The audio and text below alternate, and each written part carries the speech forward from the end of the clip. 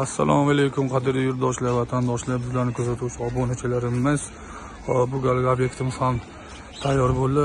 Surxondaryoning Sho'rchi bozoridamiz. Yangi Sho'rchi bozorida ekan. Bu yerda tovuq, baliq, go'sht mahsulotini saqlash uchun xreneyni qilib berdik. Hop, o'sha motor ishlarga tushirib, yurg'izib, tekshirib ispitaniya ham qilib bo'ldik. O'sha haroratimiz -3 da dam olyapti.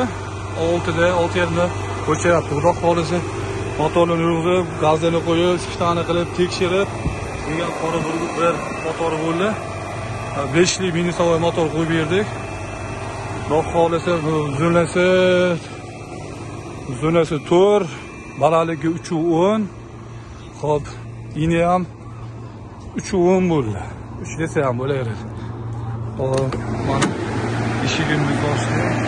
Ichkari o'sha -5 sovuqligini qaradi. Eksperimentimiz ham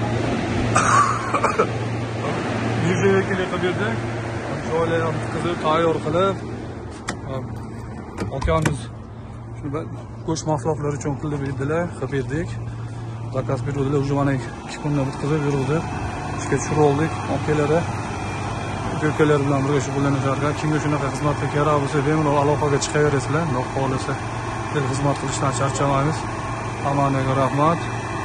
Sho'rchi bozoridamiz. Atrofdagilar, binodagilar bemalol aloqaga chiqaverasizlar.